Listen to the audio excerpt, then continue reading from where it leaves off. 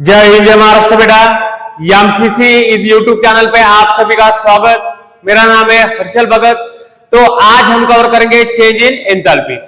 देखो change in enthalpy को हम डिनोट करेंगे डेल्टा एस से। चेंज इन एंथैल्पी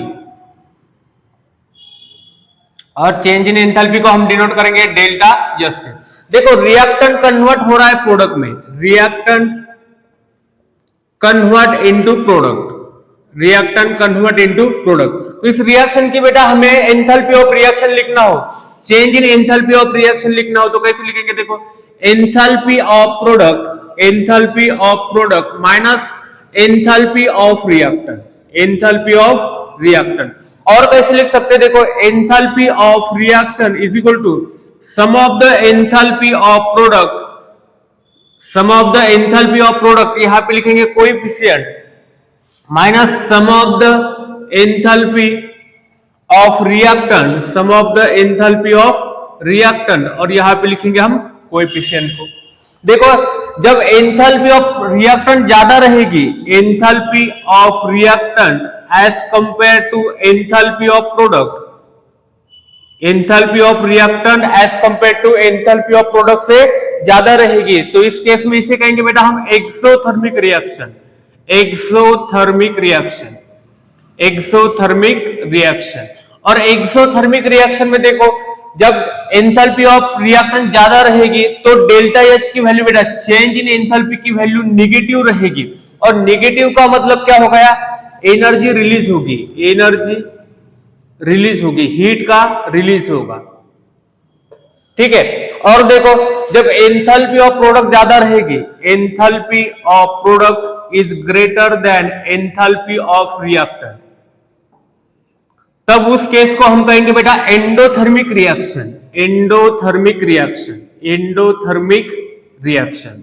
और एंडोथर्मिक रिएक्शन में देखो एंथैल्पी ऑफ प्रोडक्ट ज्यादा रहेगी तो वैल्यू डेल्टा एच की value change in enthalpy positive रहेगी, चेंज इन एंथैल्पी पॉजिटिव रहेगी, और चेंज इन एंथैल्पी पॉजिटिव रहेगी तो हीट एब्सॉर्ब होगी, एनर्जी एब्सॉर्ब होगी, हीट एब्सॉर्बेड, ठीक है।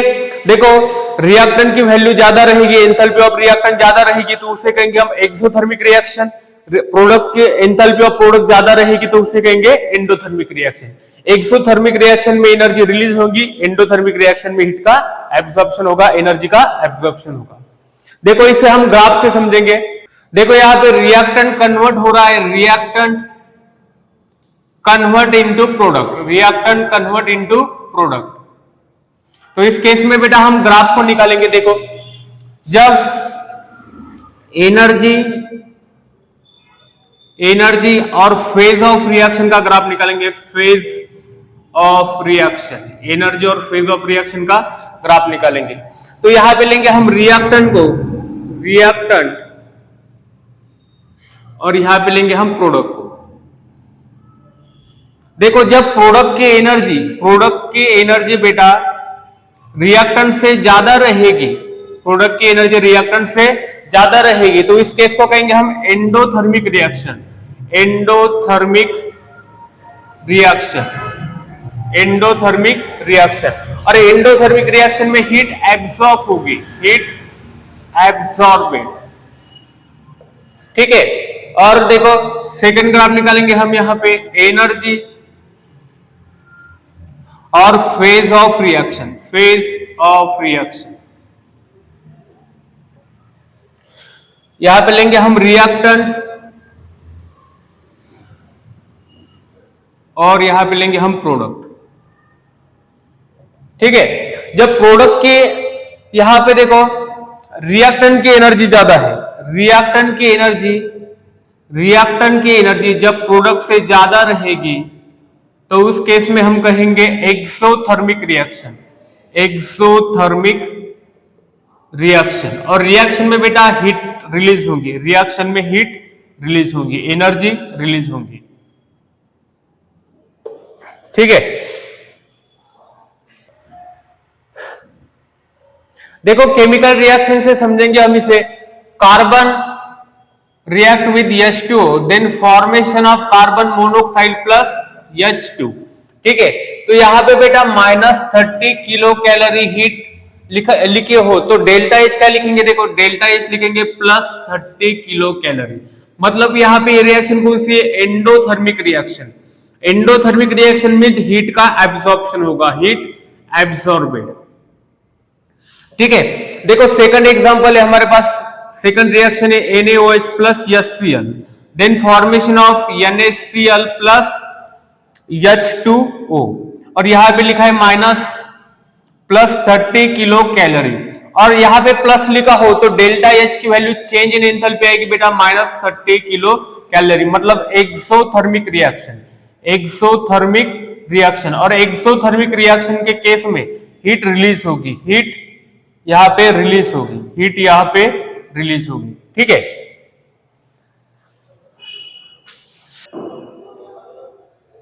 देखो पॉइंट नंबर सेकंड देखेंगे हम, physical state of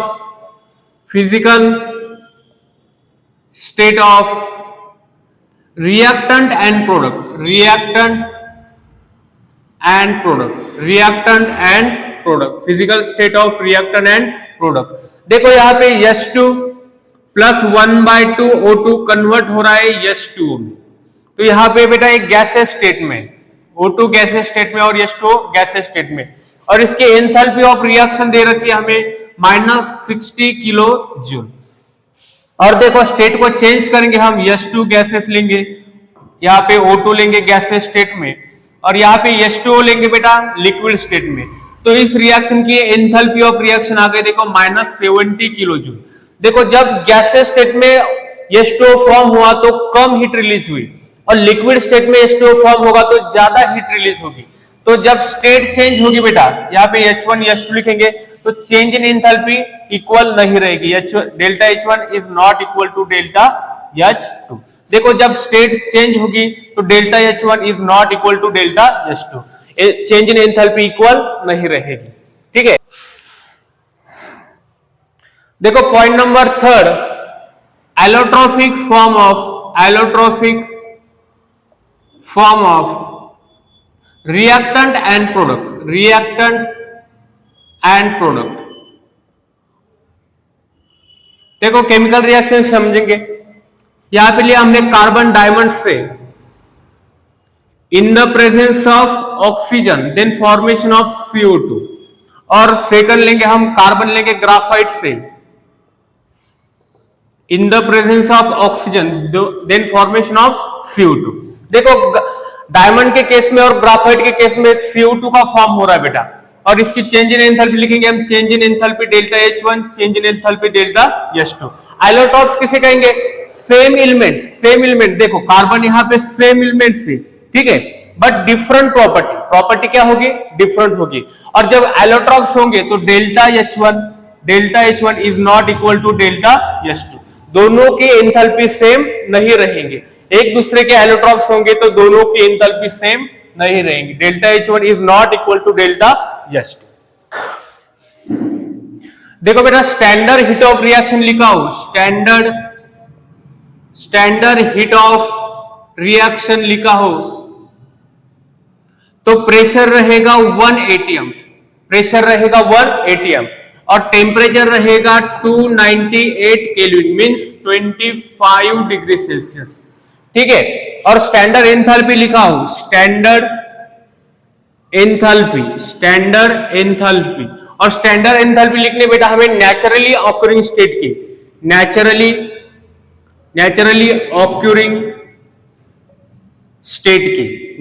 occurring state की स्टैंडर्ड एंथैल्पी को हम डिनोट करेंगे डेल्टा H नॉट से। ठीक है, तो नेचुरली ऑकरिंग स्टेट देखो, standard enthalpy of O2, naturally occurring state की स्टैंडर्ड एंथैल्पी आएगी बेटा 0। Standard enthalpy of Cl2 natural occurring state की एंथैल्पी आएगी 0। स्टैंडर्ड एंथैल्पी ऑफ N2 जो नेचुरली ऑक्यूर है उनकी जो स्टैंडर्ड एंथैल्पी चेंज आएगी उसे वो आएगी 0 यहां पे। ठीक है, स्टैंडर्ड एंथैल्पी ऑफ Br2 यहां पे आएगी 0। स्टैंडर्ड एंथैल्पी ऑफ S8 यह आएगी 0। स्टैंडर्ड एंथैल्पी ऑफ डायमंड आएगी यहां पे 0। और स्टैंडर्ड क्यों कहा है यहाँ पे, देखो टेम्परेचर रहेगा 298 केल्विन और टेम्परेचर प्रेशर रहेगा 1 एटीएम, 1 एटीएम, और एलिमेंट्स अपने नेचुरली ऑकरिंग स्टेट में होना चाहिए। जब नेचुरली ऑकरिंग स्टेट में होगा तो उसकी वैल्यू आएगी 0, इसे कहेंगे हम स्टैंडर्ड एंथैल्पी और डिनोट करेंगे H नॉट से। जो भी एलिमेंट अपने नेचुरली ऑकरिंग स्टेट में प्रेजेंट है एट टेम्परेचर 298 केल्विन पे और प्रेशर 1 एटीएम पे, उसकी स्टैंडर्ड एंथैल्पी चेंज लिखेंगे हम 0। देखो पॉइंट नंबर 5 में समझेंगे हम standard enthalpy formation, standard enthalpy formation, standard enthalpy formation. इसे डिनोट करेंगे हम डेल्टा H नॉट F से, डेल्टा H नॉट F से। स्टैंडर्ड एंथैल्पी फॉर्मेशन क्या होता है बेटा, देखो amount of heat is release, amount of heat is absorbed, amount of heat is absorbed or release when 1 mole of compound, when 1 mole of compound, 1 mole of compound, 1 mole of compound is formed from its constituents elements, from its constituents elements in their naturally occurring state, in their naturally occurring state, in their naturally occurring state। देखो इसे समझेंगे हम, amount of heat is release, amount of heat is absorbed और release. या तो बेटा reaction में heat का एब्सॉर्प्शन होगा या तो हीट रिलीज होगी। कब, जब when 1 mole of compound is formed, 1 mole compound का फॉर्मेशन होगा और ये 1 मोल कंपाउंड फॉर्म होगा अपने कंस्टिट्यूएंट एलिमेंट्स में और एलिमेंट्स प्रेजेंट रहेंगे नेचुरली ऑकरिंग स्टेट में। देखो इसे समझेंगे हम, जैसे कि यहाँ पे लिया हमने H2 plus 1/2 O2, then formation of H2O। देखो प्रोडक्ट बेटा यहाँ पे 1 मोल फॉर्म होना चाहिए, प्रोडक्ट कितना मोल फॉर्म होना चाहिए, 1 मोल फॉर्म होना चाहिए, और रिएक्टेंट अपने नेचुरली ऑकरिंग स्टेट में प्रेजेंट होना चाहिए, नेचुरली ऑकरिंग स्टेट में प्रेजेंट होना चाहिए। तो इसका चेंज इन एंथैल्पी कैसे लिखेंगे हम, change in enthalpy of reaction, enthalpy of product, enthalpy of product minus enthalpy of reactant, ठीक है। और 1 मोल के लिए लिखना हो, 1 मोल प्रोडक्ट के लिए लिखना हो तो हम ये, और स्टैंडर्ड क्यों कहा है इसे, देखो standard enthalpy of formation delta HF, delta HF। देखो टेम्परेचर रहेगा केमिकल रिएक्शन का 298 केल्विन मतलब 25 डिग्री सेल्सियस और प्रेशर रहेगा 1 एटीएम। तब यहाँ पे हम क्या लिख सकते हैं बेटा, standard enthalpy formation. Standard enthalpy delta H की जगह लिखेंगे हम स्टैंडर्ड एंथैल्पी फॉर्मेशन, क्योंकि यहाँ पे प्रोडक्ट 1 मोल फॉर्म हो रहा है अपने कंस्टिट्यूएंट एलिमेंट से, नेचुरली ऑकरिंग स्टेट एलिमेंट से। एंथैल्पी ऑफ प्रोडक्ट यहाँ पे लिखेंगे हम enthalpy of water, enthalpy of water minus enthalpy of reactor naturally occurring state में, नेचुरली ऑकरिंग स्टेट का एंथैल्पी फॉर्मेशन क्या रहता है बेटा, 0। तो यहाँ पे क्या आएगा, delta H not F is equal to enthalpy of H2।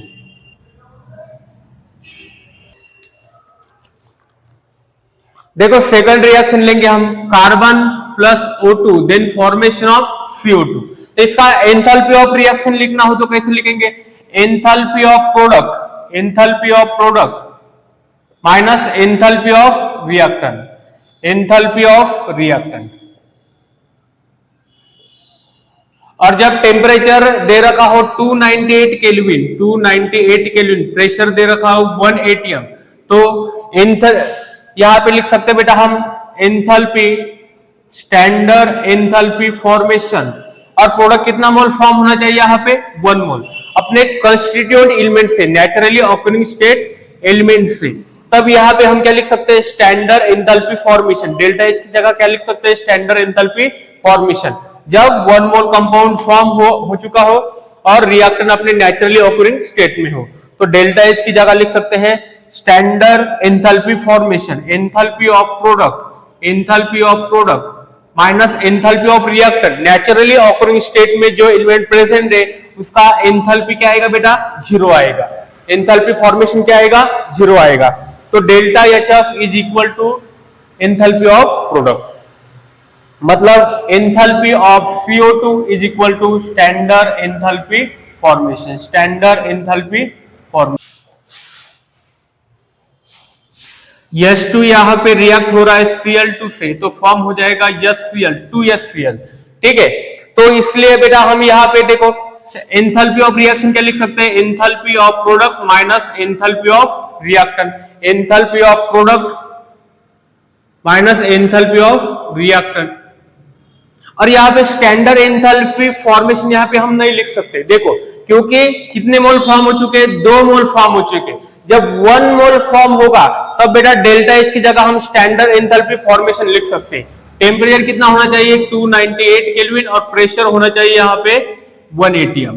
But यहाँ पे देखो डेल्टा स्टैंडर्ड एंथैल्पी फॉर्मेशन हम नहीं लिख सकते, तो इस रिएक्शन का डेल्टा एच दे रखा है हमें -44 enthalpy of product, enthalpy of product, और नेचुरली ऑकरिंग स्टेट के लिए एंथैल्पी ऑफ रिएक्टेंट कितना आएगा 0 आएगा। और ये कितने मोल के लिए, 2 मोल के लिए। अभी 2 मोल के लिए कितना है, देखो 2 मोल के लिए है -44 किलो जूल, तो 1 मोल के लिए कितना होगा -22 किलो जूल।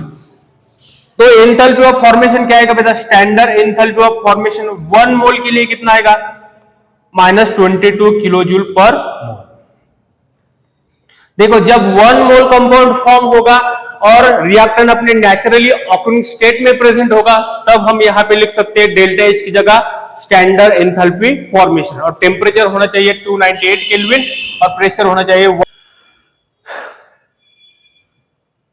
देखो बेटा हम सॉल्व करेंगे क्वेश्चन नंबर फर्स्ट। देखो हमें एंथैल्पी ऑफ फॉर्मेशन दे रखा है CH4 is equal to -80 kilo joule per mole, CO2 -400 kilo joule per mole, H2O -300 kilo joule per मोल, और कैलकुलेट करना है हमें चेंज इन एंथैल्पी। तो चेंज इन एंथैल्पी को कैसे कैलकुलेट करेंगे, देखो हमें इसके एंथैल्पी ऑफ फॉर्मेशन लिखना हो तो कैसे लिखेंगे, standard enthalpy formation of CO2 plus standard enthalpy 2 into standard enthalpy formation of H2O, standard enthalpy formation of product minus standard enthalpy formation of CH4 plus standard enthalpy formation of O2, और यहाँ पे multiply कर देंगे जितना coefficient होगा उतने से। तो देखो डेल्टा एच क्या आएगा, delta H is equal to standard enthalpy formation of CO2 कितना दे रखा है हमें, CO2 यहाँ पे दे रखा है हमें -400 प्लस H2 दे रखा है, देखो H2 दे रखा है माइनस, देखो कोएफिशिएंट 2 है, और -300 प्रोडक्ट माइनस रिएक्टेंट, रिएक्टेंट में CH4 दे रखा है हमने -80 और O2 दे रखा है हमें, देखो O2 बेटा standard enthalpy formation naturally occurring state का 0 रहेगा, तो यहाँ पे वैल्यू आएगी 0। तो इसे सॉल्व करेंगे तो कितना आएगा, देखो -400 -600, यहाँ पे माइनस माइनस क्या हो जाएगा +80, 1000 -1000 प्लस 80, तो ये निकल के आएगा बेटा -920 किलो जूल पर मोल। तो डेल्टा एच की वैल्यू कितनी आ गई, देखो चेंज इन एंथैल्पी कितनी आ गई -20 किलो जूल पर मोल। देखो पॉइंट नंबर 6 में देखेंगे हम standard enthalpy combustion, standard enthalpy combustion, और इसे डिनोट करेंगे हम H0 डेल्टा H0 C से, standard enthalpy combustion. Standard enthalpy combustion क्या होती है, देखो amount of heat is release, amount of heat is release, amount of heat is release when 1 mole of compound, 1 mole of compound, 1 mole of compound is combusted, 1 mole of compound is combusted in the presence of, in the presence of, in the presence of, in the presence of excess of, in the presence of excess of oxygen, in the presence of excess of oxygen। देखो इसे chemical reaction से समझेंगे हम। CH4 को हम combustion करेंगे in the presence of oxygen, then formation of CO2 plus twice H2O। Oxygen को balance करेंगे तो यहाँ पे आ जाएगा 2। देखो बेटा क्या लिखा है हमने, amount of heat is release, delta H क्या आएगा यहाँ पे, निगेटिव आएगा। और इस रिएक्शन के लिए delta H 890 kilo joule per mole. Amount of heat is release when 1 mole of compound is combusted. यहाँ रिएक्टर में बेटा कितना मोल कंपाउंड होना चाहिए, 1 मोल कंपाउंड होना चाहिए इन द प्रेजेंस ऑफ ऑक्सीजन। उसे क्या कहेंगे हम, स्टैंडर्ड एंथैल्पी कंबशन। और टेम्परेचर कितना होना चाहिए, 298 केल्विन मतलब 25 डिग्री सेल्सियस। और प्रेशर होना चाहिए 1 एटीएम, प्रेशर होना चाहिए 1 एटीएम। तब उसे क्या कहेंगे हम, स्टैंडर्ड एंथैल्पी कंबशन। तो 1 मोल कंबशन करने के लिए जो हीट रिलीज होगी उसे क्या कहेंगे हम, स्टैंडर्ड एंथैल्पी कंबशन। क्या कहेंगे, स्टैंडर्ड एंथैल्पी कंबशन। देखो इसकी सेकंड रिएक्शन लेंगे हम यहाँ पे। देखो यहाँ पे लिया हमने इथेन को C2H6 in the presence of oxygen. देखो 4 कार्बन है तो 4 CO2 फॉर्म होंगे और 12 हाइड्रोजन है तो यहाँ पे 6 H2O फॉर्म हो जाएगा। और देखो ऑक्सीजन को बैलेंस करेंगे तो यहाँ पे कितना है, 8 12 14, तो यहाँ पे लगा देंगे 7। अभी इसका एंथैल्पी ऑफ रिएक्शन दे रखा है हमें 750 किलो जूल पर मोल। माइनस में रहेगा बेटा, हीट रिलीज होगी। देखो एंथैल्पी ऑफ फॉर्मेशन कब कहेंगे हम, कब लिख सकते हैं इसे हम, एंथैल्पी ऑफ फॉर्मेशन नहीं लिखेंगे, इसे एंथैल्पी चेंज लिखेंगे। स्टैंडर्ड एंथैल्पी कंबशन कब लिख सकते हैं बेटा हम, देखो amount of heat is release when 1 mole of compound is combusted. जब रिएक्टर में 1 मोल कंपाउंड कंबस्टेड होगा तब हम स्टैंडर्ड एंथैल्पी कंबशन लिख सकते हैं। बट यहाँ पे कितना है, 2 मोल है, तो 2 मोल के लिए कितना है, 2 मोल के लिए -750 किलो जूल पर मोल हीट रिलीज हो रही है। तो 1 मोल के लिए कितने होगी, देखो इसे डिवाइड कर देंगे 2 से, 750 डिवाइडेड बाय, ये कितना हो गया, -375। तो 1 मोल के लिए कितना होगा, -375 किलो जूल पर मोल। तो 1 मोल के लिए कितना होगा, -375 किलो जूल पर मोल हीट का रिलीज होगा। ठीक है, तो इसलिए तो हमें स्टैंडर्ड एंथैल्पी कंबशन लिखना हो 1 मोल के लिए तो कितना आएगा, -3750 किलो जूल पर मोल। तो एंथैल्पी ऑफ कंबशन में बेटा 1 रिएक्टर में सब्सटेंस होना चाहिए 1 mole in the presence of oxygen.